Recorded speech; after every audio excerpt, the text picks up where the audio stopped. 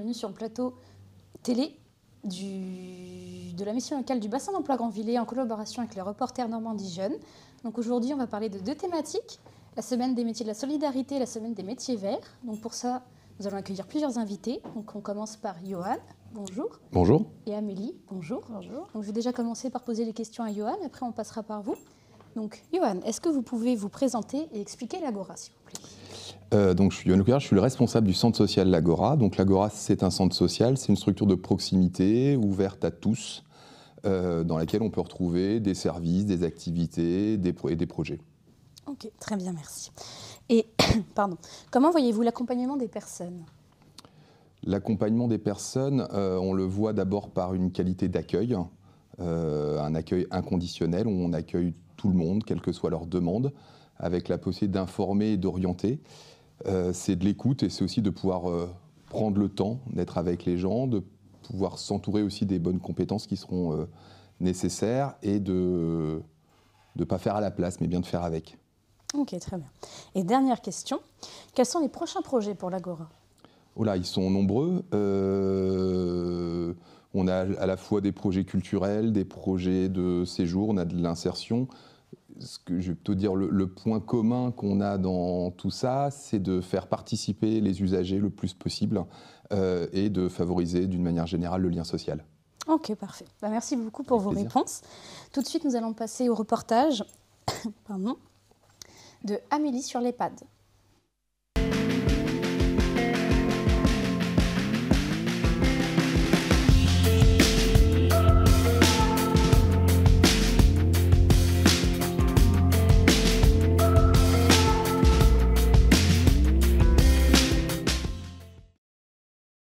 Alors, je m'appelle Amélie Vincent, j'ai 41 ans et je suis infirmière coordinatrice en EHPAD depuis maintenant 6 ans. J'ai commencé par une formation infirmière en 2001, où j'ai été diplômée en 2004, ce qui m'a permis d'exercer au début le métier infirmier en centre hospitalier et ensuite en EHPAD. Pour des convenances personnelles, j'ai changé complètement de région, mais j'ai souhaité maintenir mon travail en EHPAD parce que c'est un domaine que j'ai découvert au cours de ma carrière et en fait avec lequel j'ai beaucoup accroché. Quand je suis arrivée ici, je suis arrivée dans la région avec quand même le projet d'être infirmière coordinatrice. L'établissement où j'avais travaillé en amont n'avait pas d'infirmière coordinatrice et donc on avait un peu le double casquette avec l'infirmière, on était deux, où on était l'infirmière de l'EHPAD et également un rôle de référent coordinateur. D'accord. Okay. Voilà, donc c'était mon projet après une petite dizaine d'années de métier infirmier. Je suis donc arrivée ici, dans la région, j'ai trouvé un poste en EHPAD et j'ai pu bénéficier d'une formation, donc d'un diplôme universitaire que j'ai fait à l'université Paris-Descartes, d'infirmière coordinatrice en EHPAD et en SIAD. D'accord. À l'issue, voilà, l'objectif était de trouver un poste et donc j'ai trouvé un poste qui me correspond à ce jour. Un établissement type EHPAD, il y a besoin de beaucoup de professions différentes pour pouvoir apporter les besoins, répondre aux besoins nécessaires des résidents, des personnes qui sont accueillies. Si on prend, je dirais un petit peu à la base au niveau de l'accueil du soin, il va falloir des aides-soignantes pour apporter de l'aide au niveau du soin d'hygiène. On va avoir besoin d'infirmières pour apporter des soins infirmiers, la distribution des médicaments et autres soins s'il y a. On va avoir besoin d'agents de service hospitalier pour tout ce qui va être l'entretien des locaux, le service des repas, l'entretien du linge. D'accord. Il faut du personnel de cuisine pour préparer les repas. On a besoin d'agents techniques, puisque un établissement qui accueille des personnes, pour que l'établissement fonctionne correctement, il y a toujours une panne, une fuite d'eau, donc on a besoin d'un agent technique qui puisse intervenir. On a du personnel administratif pour répondre au téléphone, pour gérer tout ce qui va être la paye des salariés. On va avoir le directeur qui va chapeauter l'ensemble de l'établissement. On va avoir besoin d'une infirmière coordinatrice pour chapeauter la partie soignante, toujours sous le lien de la direction. D'accord. Après, on peut avoir des intervenants extérieurs pour, je dirais, approfondir la prise en soin. D'accord. Ça peut être une diététicienne sur tout le plan nutritionnel qui va accompagner l'équipe sur le plan alimentaire. Donc ça va être l'équipe cuisine à qui elle va donner des conseils, comment enrichir une alimentation. À l'équipe soignante, qu'est-ce qu'on peut proposer aussi en parallèle. Ça peut être une psychologue, parce qu'arriver en établissement pour les résidents, c'est pas toujours simple. Ils quittent leur domicile, l'environnement qu'ils ont toujours connu, qui est bien à eux, et l'arrivée en EHPAD est souvent synonyme de dépendance et aussi de fin de vie. Voilà. Donc pour eux, souvent ils disent que c'est leur dernière demeure. Il y a une étape à passer, donc la psychologue est là pour les accompagner. On peut avoir dans les établissements des ergothérapeutes qui sont là pour l'installation du matériel médical, le réglage du matériel médical, par exemple une personne en fauteuil roulant. Nous aider à adapter le bon matériel, à le régler à la personne. On peut avoir des psychomotriciens aussi. D'accord. On peut avoir, qu'est-ce qu'on peut avoir, des infirmières hygiénistes. Tout ce qui est établissement médico-social, comment dire, vous avez toujours les parties épidémiques. Oui. Donc avec la grippe, le Covid. Il y a aussi, on a un établissement sanitaire, ce qui fait qu'il y a des règles d'hygiène à avoir. Donc tout ça, on est accompagné par une infirmière hygiéniste qui est là pour nous donner des conseils, pour nous aider à établir des protocoles et des procédures pour la prise en soin des résidents. Il faut avoir l'envie de travailler auprès des personnes âgées. C'est le point primordial. Quand vous avez envie de travailler avec eux, de prendre soin d'eux, d'être avec eux, c'est 75% de votre réussite. Ah oui, d'accord. Ouais. Pour moi, c'est primordial parce qu'il y a quand même des moments qui ne sont pas faciles pour le soignant. On peut accueillir des personnes avec des troubles cognitifs. C'est-à-dire que la personne en face de vous, le résident, il ne va pas forcément comprendre ce que vous voulez lui demander, ce que vous voulez lui dire. Si vous n'avez pas la compassion, si vous n'avez pas la patience, l'empathie, ça peut être compliqué, la collaboration. Bien sûr. Il faut vraiment avoir envie. Quand on a envie, ça se passe toujours bien.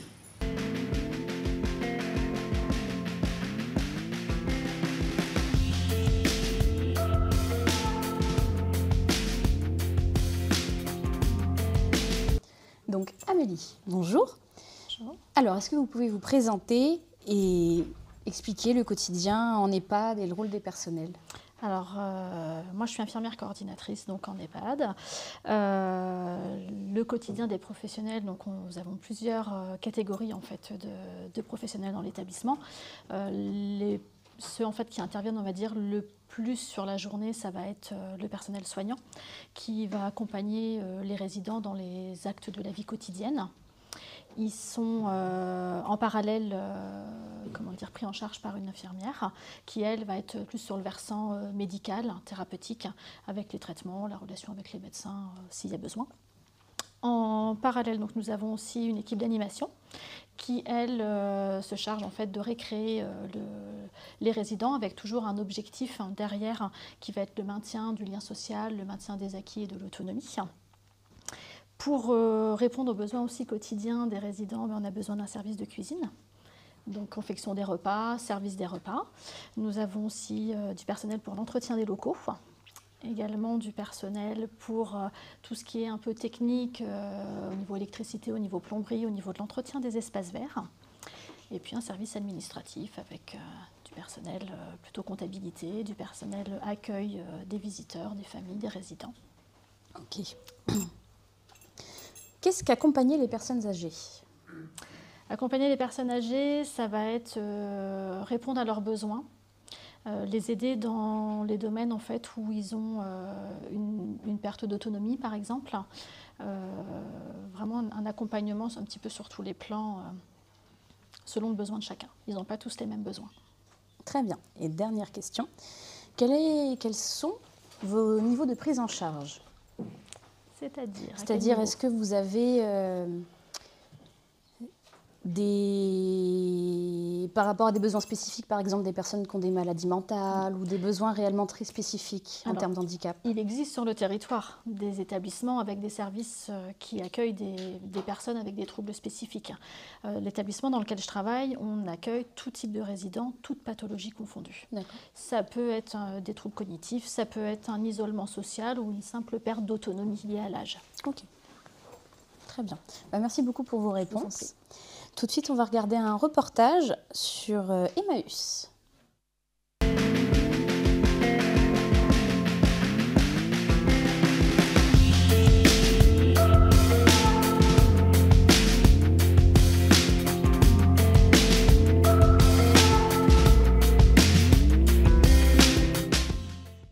Alors, je m'appelle Sébastien Juin, je suis responsable de site Emmaüs sur Granville-Terre-et-Mer. Alors, la structure d'Emmaüs Granville, c'est une structure qui s'appuie sur le travail bénévole, le travail des compagnons et le travail salarié moi-même. On intervient sur le territoire, comme je disais, de Granville-Terre-et-Mer. À chaque fois qu'on a des besoins et qu'on a la possibilité financière, on intègre des compagnons d'Emmaüs, les personnes qui sont hébergées grâce à la vente des différents dons. Dès qu'on a des besoins, on regarde le modèle économique de la structure et on se dit, bah tiens, peut-être qu'on peut prendre une personne supplémentaire, puisque dès qu'on a de l'argent, elle nous sert juste à la transformer en modèle social.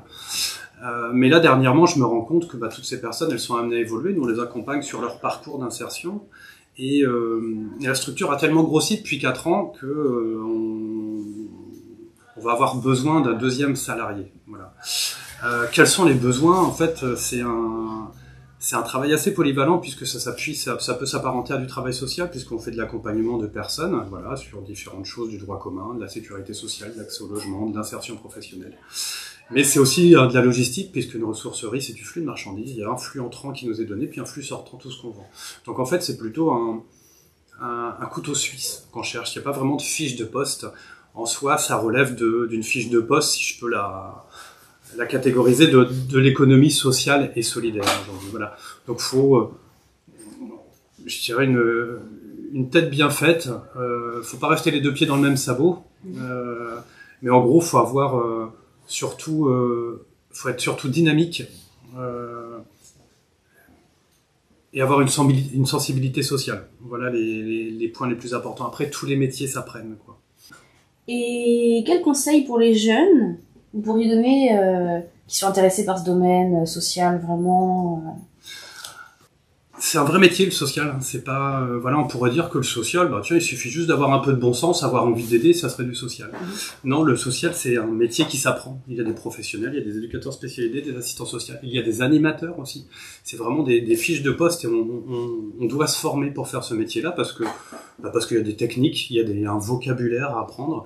Il y a une protection aussi à avoir quand on va aider des personnes. Des fois, on va trop loin, on va pas assez loin, puis des fois, dans le coup, on peut faire plus de mal que de bien à la personne qu'on accompagne, et puis on peut se blesser nous aussi quand on accompagne les personnes, parce que on n'est pas assez armé, on n'a pas assez de réflexes pour faire face à des situations difficiles. Donc si on a l'envie, déjà, il faut passer par la formation.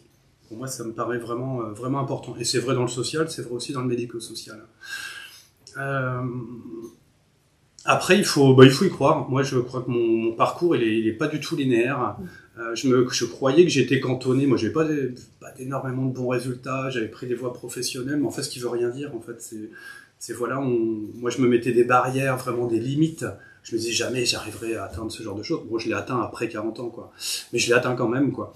Mais j'aurais pu le faire à 30 ans. C'est juste que il y a un moment, je me suis donné la peine je suis là, il faut se rassurer aussi avec les choses, il faut aller se confronter au milieu professionnel, aller voir, échanger avec des professionnels, faire des immersions chez des professionnels, parce que ça rassure, et puis des fois on rencontre des personnes qui vous disent mais non, tu vas y arriver, que tout à l'heure j'ai commencé par dire tous les métiers s'apprennent. En effet, mais elle se formalise et vraiment on consolide sa pensée avec une formation, quoi. Et moi j'ai tout le temps fait ça, j'ai commencé, tout à l'heure je parlais, je disais j'ai commencé par aller voir sur le terrain et après j'ai validé par une formation. Ça permet de tout remettre dans l'ordre. Et donc c'est ça, d'être curieux, d'avoir les envies et puis surtout de se former. Alors je trouve que moi traduire, on a souvent des stagiaires, aussi bien vous, là par exemple, dans le cadre de la semaine des solidarités, vous avez vu qu'il y a les collègues aussi du Greta. qui viennent. Il peut y avoir les écoles. On a travaillé avec les différents lycées et collèges sur le territoire. Pour moi, c'est important de faire connaître notre structure et les valeurs qu'elle porte. Ça nous permet de communiquer sur ce qu'on fait. Ça permet d'être transparent. Parce qu'on nous donne plein de choses. Les gens disent, mais qu'est-ce qu'ils font de cet argent, Emmaüs? Avec le monde qu'il y a, il doit y avoir plein d'argent. On a un modèle économique qui est juste à l'équilibre, puisqu'on est de l'association. Si l'argent rentre, elle sort aussi beaucoup, et pour du social encore une fois. Et en plus, quand on accueille des stagiaires, nous, ça nous fait vachement bien. Parce que ça nous ouvre aussi. C'est un regard qui est porté sur notre association. Et quand on vient nous questionner, forcément, ça nous fait nous remettre en question. Et puis, à partir de là, on se dit, ah oui, c'est vrai, pourquoi on fait ça depuis des années? Et qu'il y a quelqu'un qui met le doigt sur quelque chose. Donc, moi, je trouve que c'est toujours un échange qui est très enrichissant. Des personnes qui viennent découvrir, qui ont plein de questions, qui ça aide des fois, pour qui ça peut être un tremplin. Mais pour nous aussi, c'est hyper constructif, puisque ça nous permet de nous remettre en question.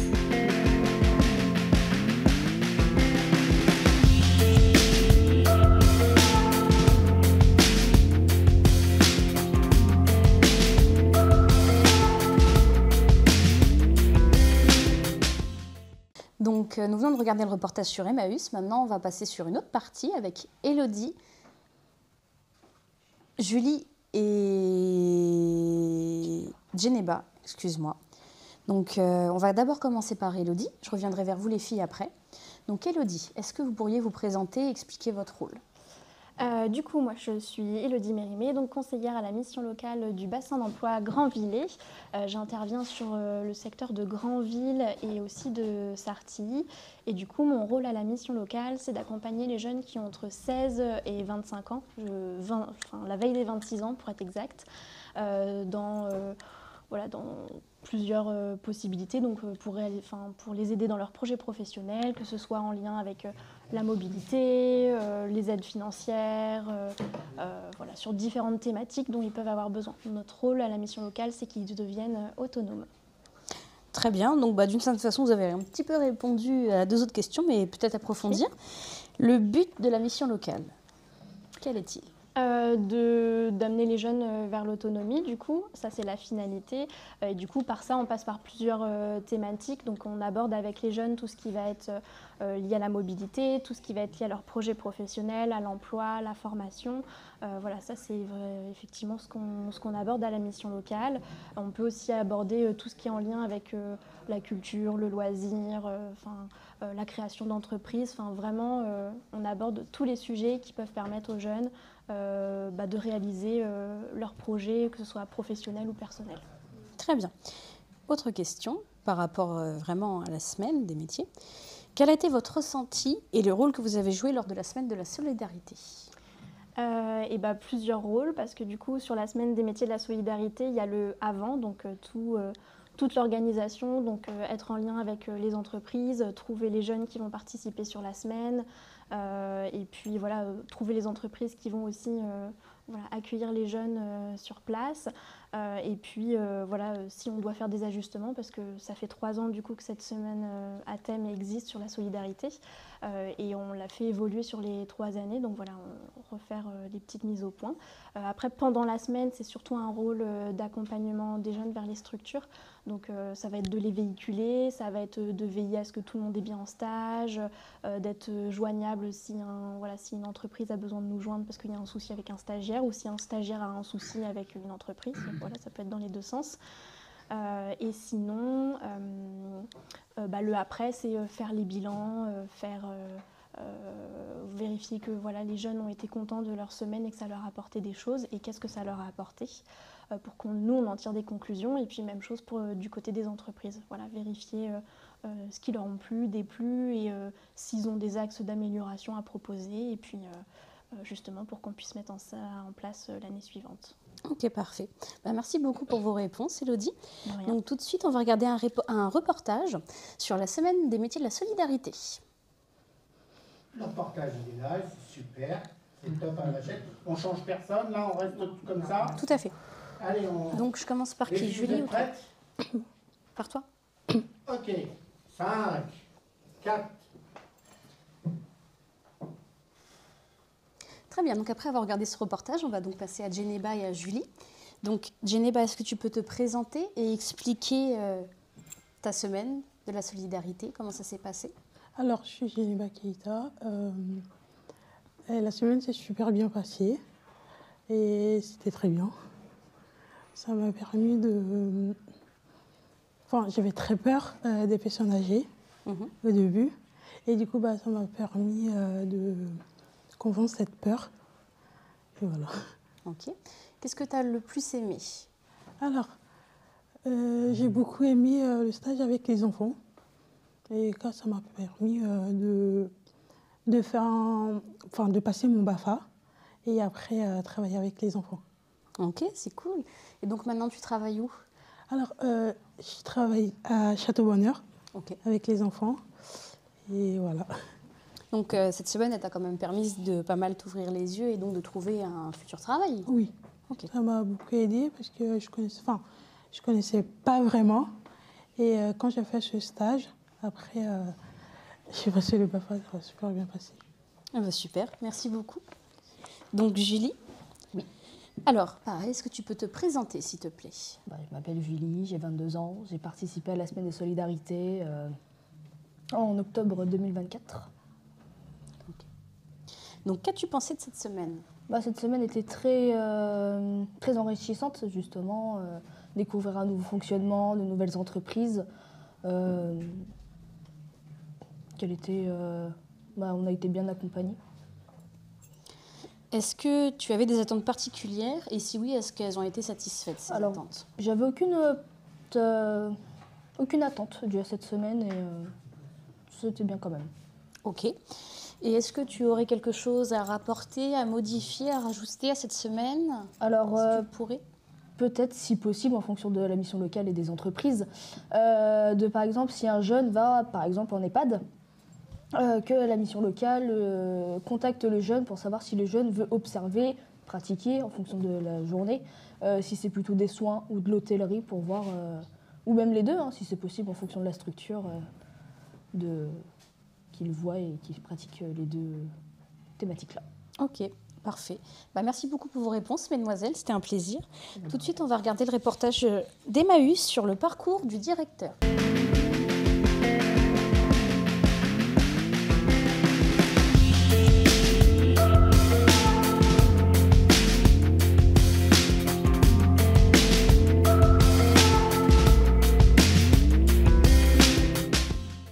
Moi, j'ai un parcours qui n'est pas linéaire. J'ai fait de la maintenance industrielle. Moi, j'ai commencé par faire un BEP, un bac pro en maintenance, et puis après, j'ai fait un BTS en maintenance industrielle. Donc, j'ai travaillé pendant 1 an dans une usine, et puis ça me plaisait pas, et j'étais sur un territoire où il n'y avait pas énormément de choses enfin, un territoire, c'est pas très sympa pour mon territoire, mais où je trouvais pas forcément ma voie, je savais pas comment trouver en extraire, et donc je me suis engagé dans l'armée.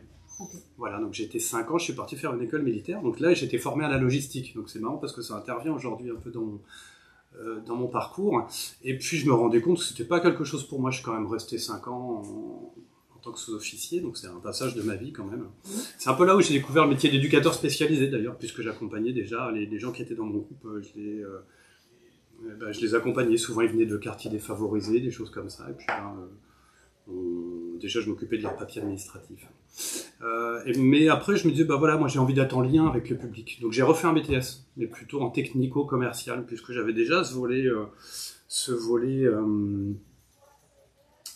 technique, puisque j'ai fait un BTS maintenance, mais je me voyais pas faire autre chose. Je me disais, je vais me cantonner à cette première formation, qui est vraiment de la mécanique, et si j'ai envie de rencontrer des gens et de faire quelque chose, un métier sur l'animation, eh bien, il va falloir que je cherche autrement. Je ne pensais pas pouvoir m'extraire de ce côté technique. Donc j'ai dit, je vais faire technico-commercial, moi je veux voir du monde. Je me suis vite rendu compte que ce n'était pas du tout mon truc. Mais vraiment pas. Et c'est à partir de là que j'étais accompagné. C'était pas une mission locale, moi, à l'époque, mais c'était pas vrai, un dispositif d'emploi. À partir de là, on m'a dit, mais ce qu'il te faut, rapproche-toi plutôt du social. Donc je me suis rapproché du social, donc j'ai été bénévole chez Emmaüs à Paris. Alors bénévole, ici on est dans une communauté Emmaüs, donc c'est un modèle particulier comme on dit de ressourcerie, mais à Paris, là où j'étais, c'était plutôt pour s'occuper des personnes SDF. Donc j'étais dans un accueil de jour où j'ai été bénévole. Et puis de là, de fil en aiguille, de bénévole, j'ai été agent d'accueil, et d'agent d'accueil j'ai été animateur, et puis après je me suis dit, je vais passer mon diplôme d'éducateur spécialisé. Et donc éducateur spécialisé, donc je suis reparti 3 ans à l'école, et puis en parallèle j'ai fait une licence en sociologie politique. qui n'avait rien à voir avec mon BTS maintenant, c'est mon BEP que j'avais fait des années avant. Et puis, bah voilà, je me suis retrouvé éducateur spécialisé en soins d'hébergement, maraud d'intervention sociale, dans différentes équipes, beaucoup de marauds d'intervention, donc vraiment au contact des personnes SDF, avec toutes les problématiques que les personnes peuvent rencontrer à la rue sur le territoire dans le nord-est de Paris. Et puis après j'ai transformé ça parce que je suis monté chef de service, donc après j'ai fait un master 2 en économie sociale et solidaire justement. Donc ce qui m'a permis après de me confronter à différents aspects comme la comptabilité, du montage de projets. Et donc c'est quelque chose qui aujourd'hui est à peu près cohérent, je crois, avec ma fonction ici. Ok, super atypique, franchement c'est bien, c'est enrichissant. Et quels conseils pour les jeunes vous pourriez donner qui sont intéressés par ce domaine social vraiment Eh bien, c'est un vrai métier le social. C'est pas, voilà, on pourrait dire que le social, bah tiens, il suffit juste d'avoir un peu de bon sens, avoir envie d'aider, ça serait du social. Non, le social, c'est un métier qui s'apprend. Il y a des professionnels, il y a des éducateurs spécialisés, des assistants sociaux, il y a des animateurs aussi. C'est vraiment des fiches de poste et on doit se former pour faire ce métier-là parce qu'il y a des techniques, il y a un vocabulaire à apprendre. Il y a une protection aussi à avoir quand on va aider des personnes. Des fois, on va trop loin, on va pas assez loin, puis des fois, dans le coup, on peut faire plus de mal que de bien à la personne qu'on accompagne, et puis on peut se blesser nous aussi quand on accompagne les personnes, parce que on n'est pas assez armé, on n'a pas assez de réflexes pour faire face à des situations difficiles. Donc si on a l'envie, déjà, il faut passer par la formation. Pour moi, ça me paraît vraiment, vraiment important. Et c'est vrai dans le social, c'est vrai aussi dans le médico-social. Après, il faut y croire. Moi, je crois que mon parcours, il est pas du tout linéaire. Je croyais que j'étais cantonné. Moi, j'avais pas énormément de bons résultats, j'avais pris des voies professionnelles, mais en fait, ce qui veut rien dire, en fait, moi, je me mettais des barrières, vraiment des limites. Je me disais jamais j'arriverai à atteindre ce genre de choses. Bon, je l'ai atteint après 40 ans, quoi. Mais je l'ai atteint quand même, quoi. Mais j'aurais pu le faire à 30 ans. C'est juste que, il y a un moment, je me suis donné la peine je suis là, il faut se rassurer aussi avec les choses, il faut aller se confronter au milieu professionnel, aller voir, échanger avec des professionnels, faire des immersions chez des professionnels, parce que ça rassure, et puis des fois on rencontre des personnes qui vous disent mais non, tu vas y arriver, que tout à l'heure j'ai commencé par dire tous les métiers s'apprennent. En effet, mais elle se formalise et vraiment on consolide sa pensée avec une formation, quoi. Moi j'ai tout le temps fait ça, j'ai commencé, tout à l'heure je parlais, je disais bon bah j'ai commencé par aller voir sur le terrain et après j'ai validé par une formation. Ben, ça permet de tout remettre dans l'ordre. Et donc c'est ça, d'être curieux, d'avoir les envies et puis surtout de se former.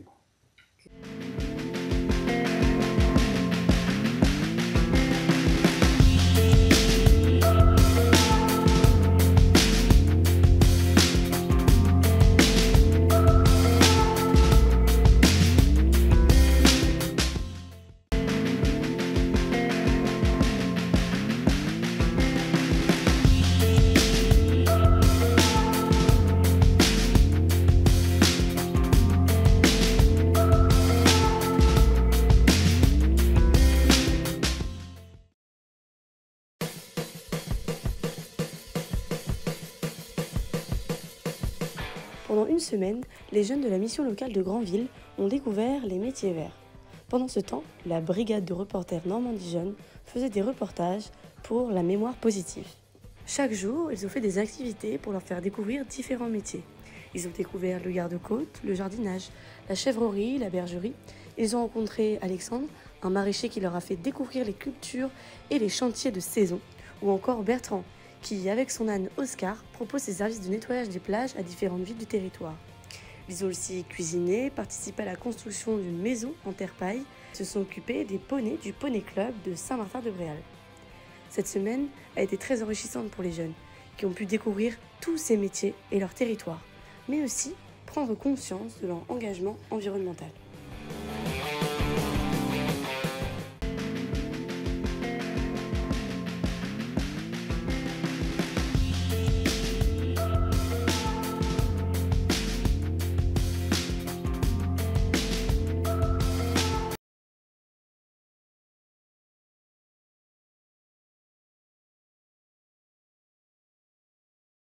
Donc après cette vidéo qui clôture la semaine des métiers de la solidarité, nous allons passer à la deuxième thématique, les semaines des métiers verts. Aujourd'hui, nous accueillons Bertrand et Maë. Donc bonjour. Bonjour. Alors, je vais commencer par vous, Bertrand. Est-ce que vous pouvez vous présenter et nous expliquer votre métier? Alors, mon métier, j'en ai pas qu'un seul déjà. Donc, Bertrand, 50 ans, donc je suis en pluriactivité. Du coup, j'enchaîne les activités au fil des saisons. Là, en ce moment, par exemple, je ramasse des pommes pour faire du jus de pomme. Voilà, je continue à faire du fromage et puis j'entretiens des terrains aussi pour un exploitant agricole. Et puis le nettoyage des plages, donc toute l'année, particulièrement l'été, bien sûr. Mais voilà, je fais aussi 2 collectes par mois hors saison. Ok, très bien. Et justement, pour en revenir à Oscar, Voilà. comment avez-vous eu cette idée? C'est venu, en fait, c'est une reconversion. Donc, en fait, le jour où je ne suis pas allé travailler, je me suis retrouvé, donc, sur mon précédent boulot, je me suis retrouvé sur la plage, histoire d'attendre les idées qui pleuvent. Et puis, je me suis retrouvé sur la plage, donc, et j'ai commencé à ramasser des déchets. Et c'est là que je me suis rendu compte que, avec mes 2 seules mains, ça allait être long et impossible à faire. Et donc, du coup, c'est là que je me suis souvenu d'une précédente personne qui faisait ça sur Couteville. Et donc, qui faisait ça avec des ânes, des bœufs, des chevaux de trait. Et c'est comme ça que c'est venu, l'idée de l'âne.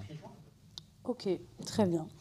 Et à peu près, combien de kilos de déchets vous ramassez par mois ou par an? Donc, en saison, en fait, c'est 3 mois, de mi-juin à mi-septembre. Et donc, sur la saison, on ramasse entre 350 et 700 kilos sur 40 collectes. Donc, voilà, ça fait en gros 10, 12, 13 kilos par collecte. Quand même, c'est pas négligeable. Et qu'est-ce que vous en faites justement après de ces déchets? Alors, c'est pareil, de ces déchets, grande question. En fait, je les trie, je les pèse. Je reporte tout ce que je note, en fait, tout ce que je pèse, je le reporte dans un tableau. Et puis donc ces collectes-là, elles sont financées par GTM, Granville Terre et Mer. Et donc je retourne ça au service technique pour qu'on puisse faire un bilan chaque année de ce que je ramasse, l'origine des déchets, le type des déchets, voilà. Ok, ouais. Très bien. Merci beaucoup. De rien. Donc Maë. Alors, bonjour, est-ce que vous pouvez vous présenter et expliquer un petit peu ce que vous faites? Moi, je suis Maë Herp, j'ai 29 ans et un peu comme Bertrand, j'ai plusieurs activités en fonction des saisons. Là, on rentre dans l'hiver, donc je suis marionnettiste, ça c'est mon activité principale. Je fais du spectacle de rue en marionnettes géantes et je construis aussi des marionnettes géantes, des décors. Je fais de la soudure. Et je donne beaucoup d'ateliers, notamment en soudure, aussi en marionnettes. Donc je suis intermittente du spectacle et constructrice de décors. Plus je suis bénévole sur une ferme en polyculture qui est une ferme culturelle. Donc c'est la raison pour laquelle je m'y investis. Où on fait de l'éco-construction, notamment en terre crue. Et il y a un projet de pépinière, de maraîchage en traction asine et des animations jeunes publics. Ok, dis donc, ça fait pas mal de choses. Et justement, comment vous est venue l'idée de choisir la méthode de terre-paille, terre crue? On a acheté une terre où il n'y avait rien du tout de construit en bâtiment. Donc on s'est dit que c'était bien, quitte à artificialiser un petit peu des sols, de faire ça avec des matériaux locaux et qui potentiellement pourraient se dégrader. Donc, dans un souci écologique et économique, on va dire, on est parti de fondations en pierre et à la chaux, comme ça se faisait avant l'ère du ciment.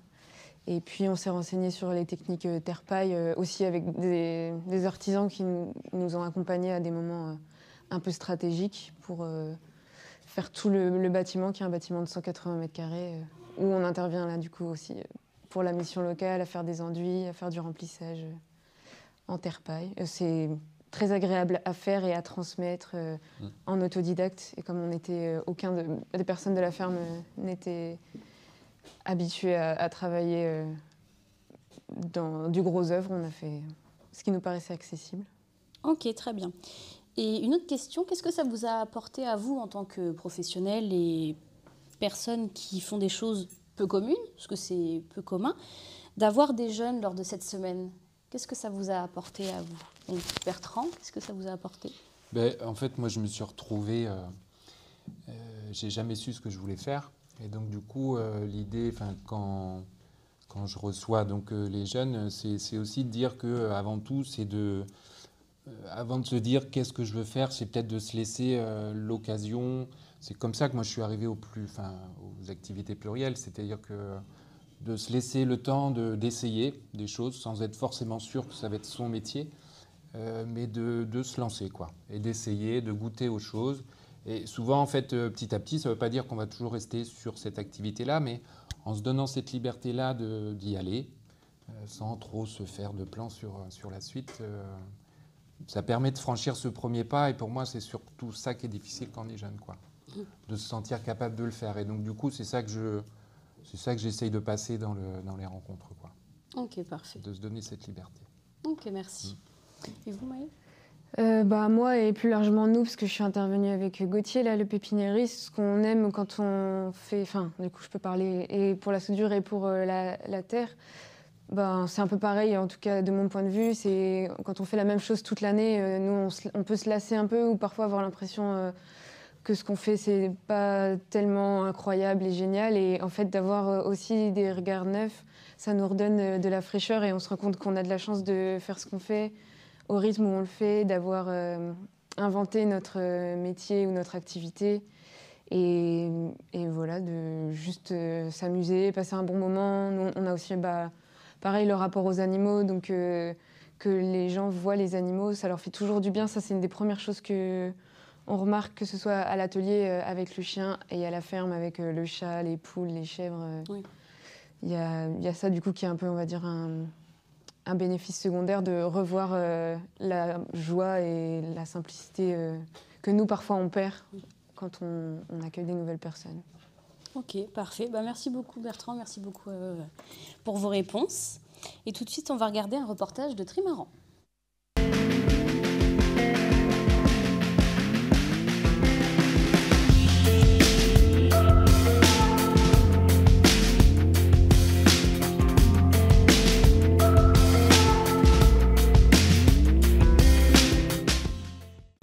Alors je commence. Donc moi Fabienne Bénet, je suis directrice de Ose Recyclerie, Trimaran, depuis maintenant 1 an et demi. Et Léa Leguelinel, je suis chargée de communication et de sensibilisation et conseillère en insertion socio-professionnelle chez Ose Recyclerie Trimaran depuis 1 an et demi aussi à peu près. Alors l'association, c'est Ose. C'est une association qui regroupe en fait 3 autres associations, petites associations. C'est Ose Environnement, Ose Recyclerie et Ose Service. On a le même conseil d'administration, mais on est indépendant au niveau des directions. Nous, on est une entreprise d'insertion, alors que Ose Service et Ose Environnement, ce sont des chantiers d'insertion. C'est pas exactement la même chose. Voilà. Et donc nous, du coup, on est une recyclerie. On récupère des objets donnés par des particuliers ou par des entreprises, des collectivités. On les remet en état et on les revend dans notre boutique. Et tous les bénéfices de ces ventes permettent de faire vivre la structure et de financer 5, bientôt 6 postes en insertion sur des missions de vente, conseil clientèle ou de manutention, enlèvement de mobilier chez les particuliers, récupération de meubles à la déchetterie. Et donc voilà, ça permet toute cette activité-là permet de financer. Voilà. On a 3 valeurs fortes en fait à Ose Recyclerie. C'est le réemploi donc, de tout ce qui est des dons. Et la deuxième chose, c'est l'insertion professionnelle. C'est vraiment notre axe fort. Et le troisième, c'est la sensibilisation pour faire en fait communiquer à l'ensemble que voilà, on a l'idée de recycler est importante maintenant dans notre société. Alors déjà, nous, on accueille des jeunes, avec plaisir, aussi bien en stage, aussi bien aussi en tant que bénévole, puisque nous, on a 70 bénévoles et c'est important aussi de signaler que voilà, on accueille les jeunes avec plaisir, qu'il y a des postes à pourvoir régulièrement. En fait, il faut attendre qu'une personne puisse trouver un job pour pouvoir le remplacer, donc c'est plus vite. En fait, nous on est contents, en plus ça se renouvelle, ça veut dire qu'on a fait bien notre métier, donc c'est parfait. Mais donc oui, nous on accueille les jeunes avec plaisir. Et si on peut leur conseiller, c'est leur dire mais essayez, n'ayez pas d'a priori, tentez toute expérience, c'est bon à prendre. Et au niveau, en tant que client, les jeunes dans la ressourcerie, c'est vrai que c'est une clientèle qu'on n'a pas forcément beaucoup, en tout cas qu'on a de plus en plus, que du coup on vend tout type d'objets, qu'on a beaucoup de dons d'électroménager, de textiles, de décoration, même de mobilier pour meubler un premier appartement. On a récemment équipé les colocs du CLAGE et de la mission locale avec du mobilier récent, moderne. Alors, on a plein de choses chez Trimaran et donc il ne faut pas hésiter à venir passer la porte en tant que client, puisqu'il y a pour tous les goûts, tous les âges, tous les styles. Donc voilà, il ne faut pas hésiter à venir en tant que client chez Trimaran, même quand on est jeune. Est-ce que vous faites partie du CRAR? Oui, on fait partie du CRAR. Donc pour le CRAR, ça ressemble en fait toutes les ressourceries de la Normandie. C'est un réseau qui est hyper important pour nous parce qu'on échange des bons procédés ensemble. Ça nous permet aussi d'avoir un poids, en fait c'est le lobbying, en fait, un poids en fait, par rapport au recyclage, puisqu'on est toujours en fait en négociation avec tous les systèmes des écosystèmes, en fait, et tous ceux qui gèrent en fait le recyclage. Donc c'est important de se regrouper pour pouvoir faire poids par rapport à ces personnes-là, et puis de se faire entendre aussi par rapport au gouvernement ou via l'ADEME. C'est voilà, c'est important aussi de se regrouper. Alors oui, c'est une partie des fonctions du CRAR, puisque le CRAR propose aussi des formations pour les personnes vraiment dans les ressourceries, vraiment, par exemple, il propose des habilitations électriques, des choses comme ça. Il rassemble aussi les bonnes pratiques, par exemple le bon fonctionnement d'une ressourcerie. Ils aident un peu, par exemple si une personne souhaite monter une ressourcerie, ils vont les conseiller. Il y a aussi un rapport d'explication, d'information qui est important. Et oui, sur le recyclage, c'est aussi une partie, mais aussi ils rassemblent les données, par exemple, admettons la CAF va fermer dans un pôle, ils vont rassembler tout le matériel, alors c'est des très, très grandes quantités de bureautique et ils vont demander par exemple à dispatcher sur la région, des choses aussi qu'ils font. Voilà. Nous on a plus en termes de conseils et puis d'informationnel aussi, parce qu'ils sont vraiment à la base d'un réseau, donc ils nous donnent aussi, ils ont un système de newsletter où ils nous donnent beaucoup d'informations et beaucoup de liens en fait d'interaction avec d'autres ressourceries ou d'autres éco-organismes. Ça nous permet par exemple en termes de sensibilisation d'avoir toute une base de données, d'outils qu'on peut se partager entre structures. Voilà, nous si on crée un outil par exemple pour un atelier de sensibilisation quelconque, on peut aussi le partager via le réseau du CRAR et du coup ça permet de gagner un temps et une qualité de travail via le partage d'informations. C'est vraiment un réseau très actif.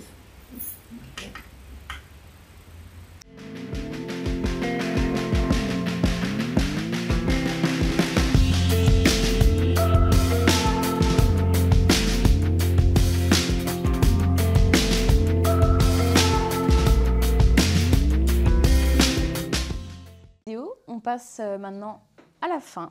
Donc bonjour Charlie, bonjour Morgane, bonjour Vanessa. Bonjour. Bonjour. Alors, Morgane, je vais commencer par vous. Alors, est-ce que vous pouvez vous présenter et expliquer le projet? Alors moi, je suis animatrice nature indépendante, donc à mon compte. Et je suis missionnée par la mission locale pour coordonner le séjour des métiers verts.